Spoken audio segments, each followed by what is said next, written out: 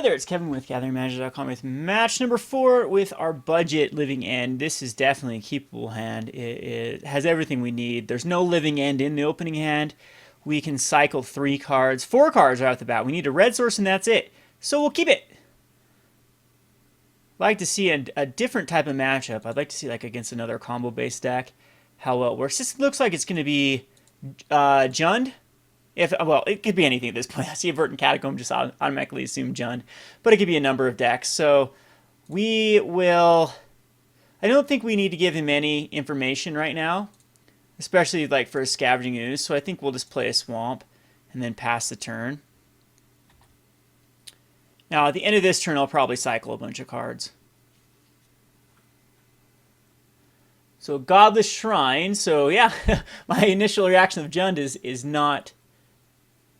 correct. So the thing with like Jund and Abzan though is they have access to Scavenging Ooze, which wrecks this deck. You can kill with Beast Withins. It looks like it's going to be a Voice of Resurgence. Cycling is not activating a spell, so we'll just cycle everything here.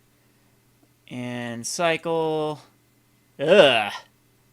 And oh, I played the wrong land here for the Deadshot Minotaur. That was a mistake. So Simian Spirit Guide, we could actually get back 2 Street Wraiths and exile his Voice of Resurgence. That's definitely not worth it, though. So we will just cycle the Jungle Weaver, I think, at this point. Because I can't rely on a land just to come through. Ridge is fine here. We'll cycle this guy. And now we could actually Simian Spirit Guide cycle a Deadshot Minotaur. It doesn't matter. We can do that any time. I think we would just wait one more turn. Alright, so hopefully he doesn't have a Scavenging Ooze. He only has 1 mana so far available. 2 mana available. No Ooze. Just a Kitchen Finks. That does come back. It is one of the better cards against us. He does have Path to Exiles, which he could stabilize against us. We're going to cycle as much possible just to overwhelm him. Copperline Gorge is great here. It's another land that we can... Yeah, I don't even think I need to quite...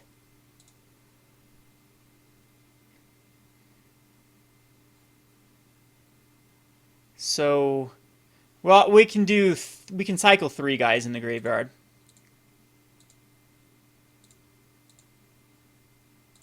Or I could Violent Outburst for whatever reason if he casts a card main phase.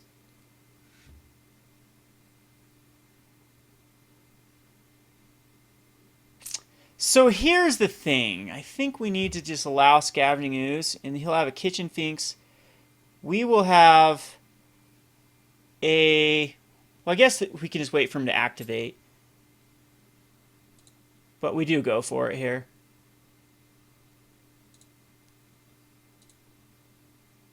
So I'll take the 5. That's okay.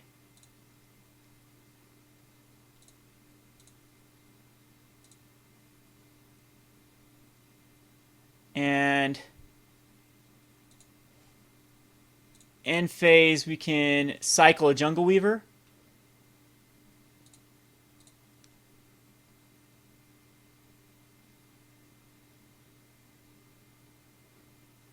And then cycle a Deadshot Minotaur.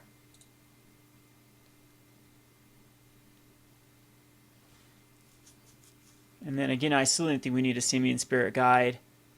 We'll Demonic Dread, just to make him sacrifice his Ooze and his... Now save us some lives. So we can cycle off another Deadshot Minotaur here, or and then Demonic Dredge. Hey, we can do another one.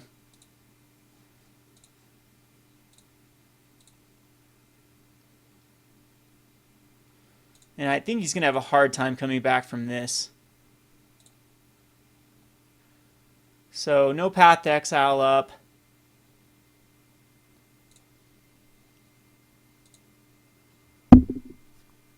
And we will cast Living End. He'll be able to exile 1 guy, which will be the Jungle Weaver or the Ridge Rannet.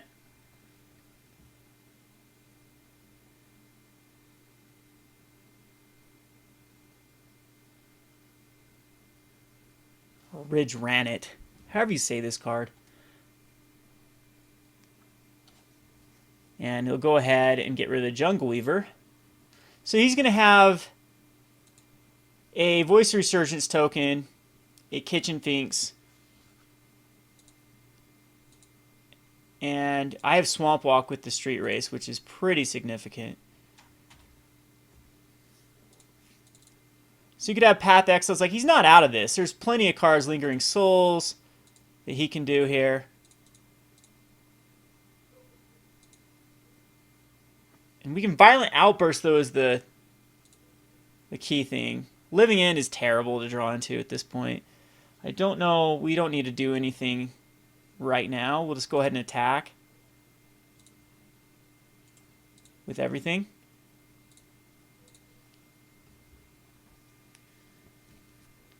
He's going to Collected Company. Sure. Hopefully he finds nothing.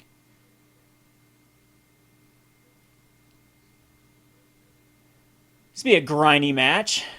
Finds a Viserys here. So collected Abzan. So Anafenza and Company is what this is going to be. And the good news about that is you can put stuff in the graveyard in response to the Violent Outburst. So he's going to Voice Resurgence for a Collected Company most likely.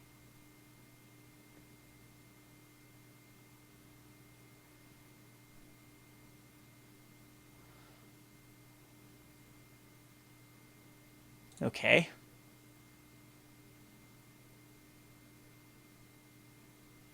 Which now he can block with his elemental token.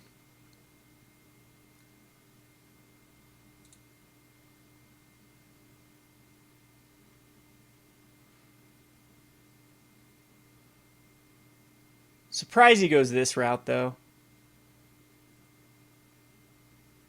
Because he has to collect a company again next turn.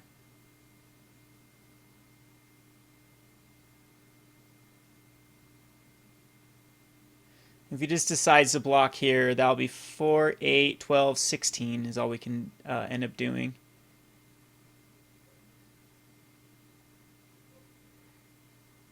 If he wants to keep his Voice Elemental alive, I think we go a different route. So I think we just let this, happen as it. Because Violent Outburst only gives +1/+0. So it'd be 4, 8, 12, 16. He'd still be to 6.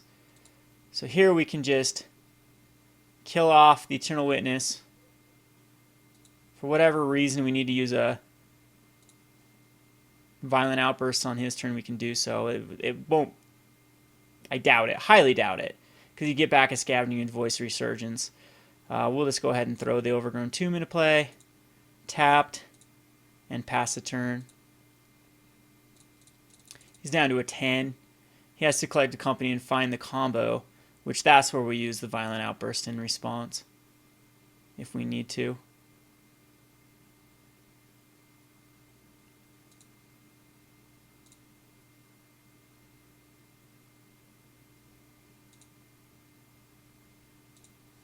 So I'll go ahead and cycle this guy.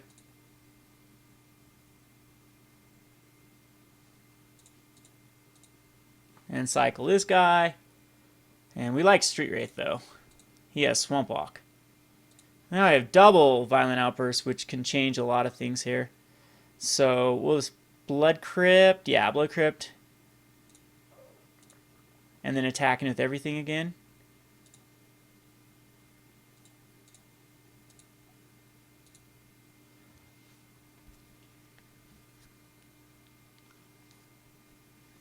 See what he finds. Voice and Spellskite. So those are not the greatest cards. Depending how he blocks, he could still live, but we have double Violent Outburst. He's going to block everything. Which I think is fine. It does leave him with a bigger creature on the backswing with Voice Resurgence. If we use both of these, yeah, he actually dies here because he's up to 5. So we can Violent Outburst.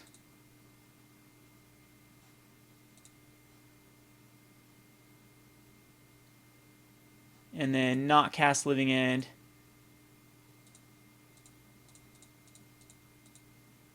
And then Violent Outburst. And tap our mana correctly.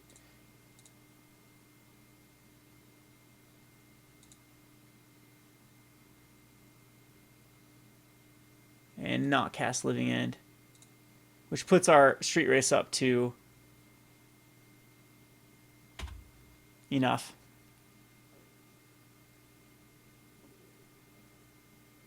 And that's perfect lethal damage. This is kind of a weird deck, though, for us to deal with. I think the Anger of Gods is perfect. Jund Charm.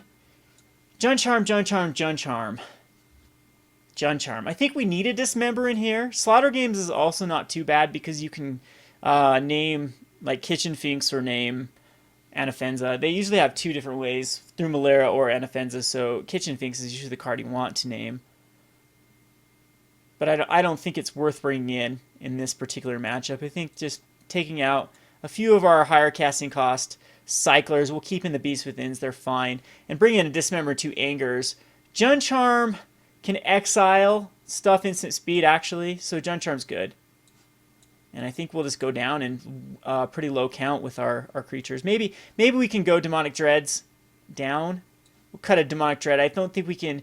Get to the point where it's really, really rough. I want to say at least 23 creatures. And we'll submit this. Got the Jund Charm. Got a Beast Within, we keep. No Birds of Paradise or Noble Hierarch first turn, so he's not going to have a very accelerated hand. We can cycle... Oops. I don't even care about cycling quite yet. We don't want to give him any information.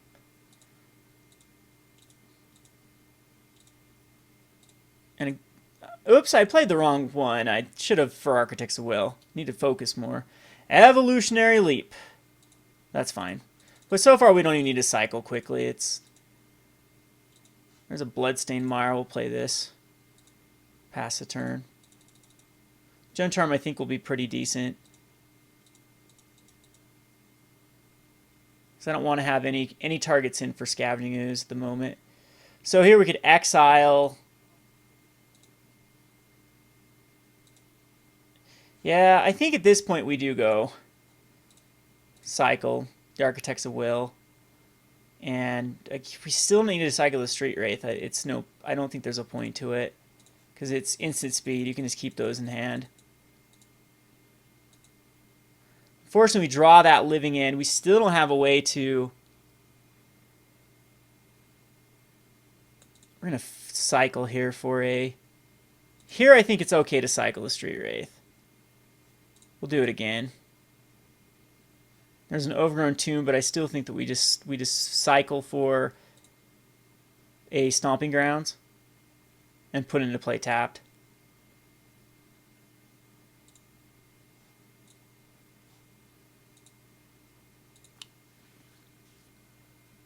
Now I have Anger mana. Evolution Leap is kind of cool because he can protect his stuff very easily. I hate to just cast a Living End.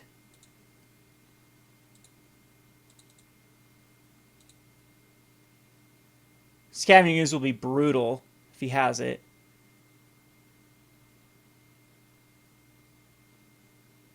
And just another Kitchen Fink. So Anger off the top will be the most amazing pull ever. I think that we might end up Beast Withinning his Evolutionary Leap. Not quite sure how we want to do this. Because we are on a bit of a clock. So we'll cycle this guy. And there's the Violent Outburst. Okay, so this works out perfect for us.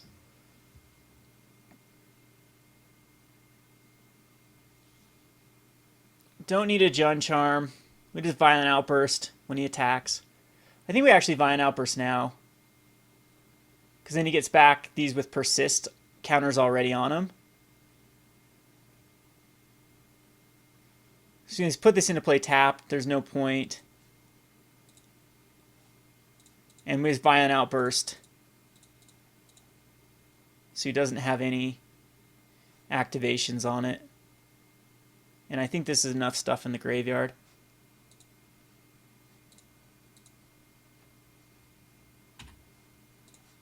And we'll set up, doesn't matter, I think we set up our hand. I want to find like an Anger. Bottom, it doesn't matter. These are...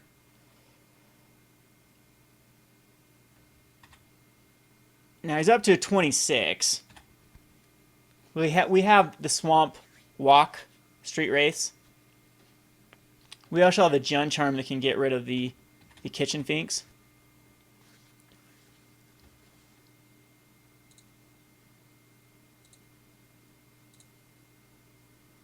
Which I don't know. I think we just keep Jund Charm up.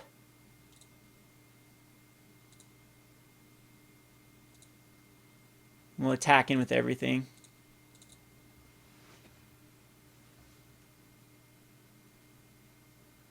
I'm sure he's going to sack these. These go into his hand, though, so let's see what he reveals. A Murderous Redcap, there's part of his combo, but he can't cast it at the moment.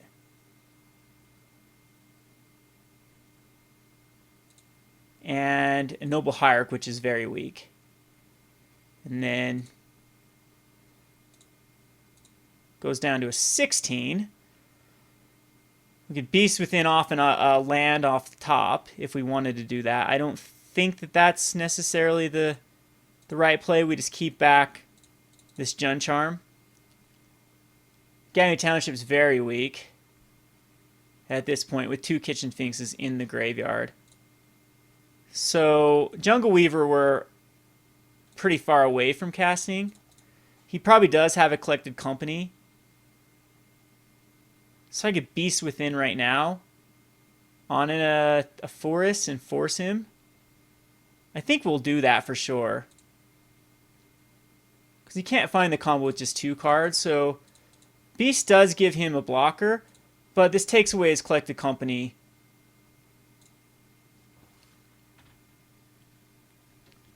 He's got to do it right now. All right. So Malera and Burton Forge Tender.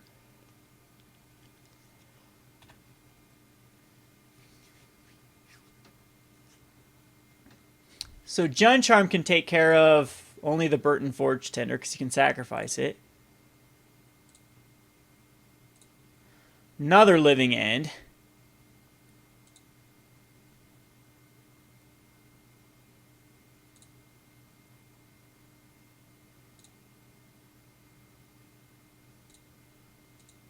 So we'll swing in. We'll probably put the Beast token on the... Oh yeah, it's got Pro Red. And he wants to keep the Malera. Yeah, I don't care about that. He's down to a 6 with our nice little Swamp Walkers. Ready to win. And he's just 3 lands, so it's hard for the combo to work. There's 4 lands. He has another Collected Company, that means. Other than, yeah, it's not going to work. It's the Street Wraiths are going to win the game here. And we'll go ahead and attack with everything. Just the Street Wraiths, actually. Well, he could have paths. It's pointless attacking to the Valley. He just blocks.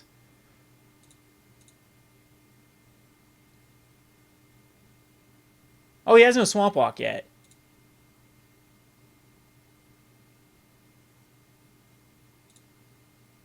So see if another Collected Company comes out. Jeez, that Collected Company.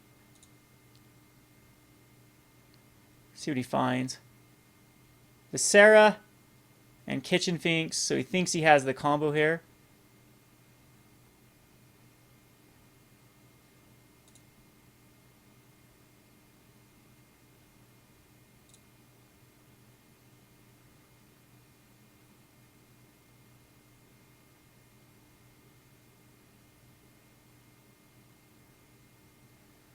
And is he dead here even though he sacks? Yeah, he's dead.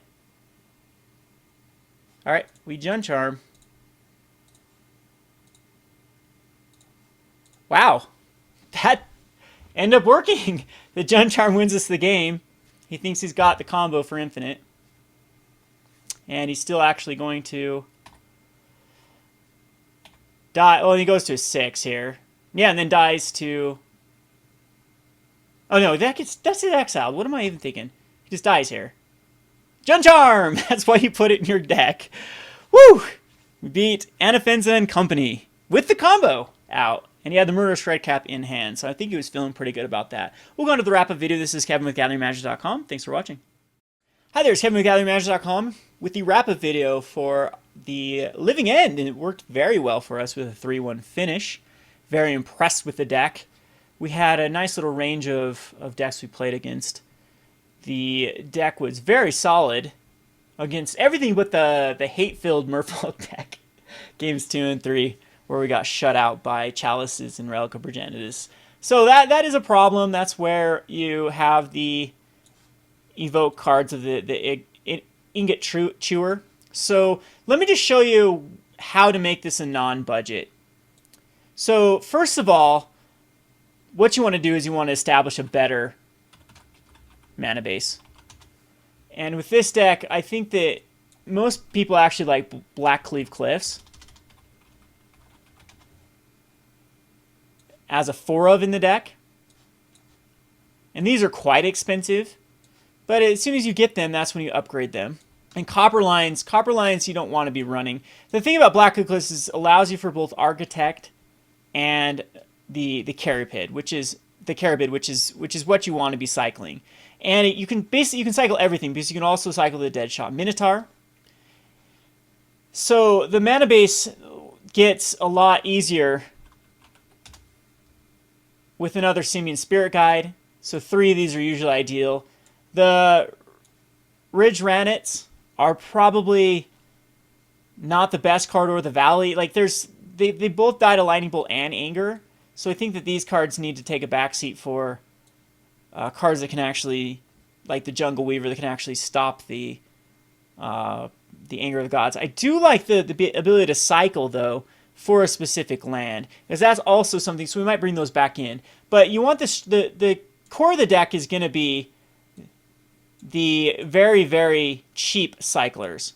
So these are never going to be replaced out of the deck. You want, this is the core right here. And I even would say that 3 Beasts Withins are necessary for this deck to run at full strength. And the Jungle Weavers are optional. And then the other cycling cards are optional. So the card that I'm going to run instead of Jungle Weaver, though, is I really like this package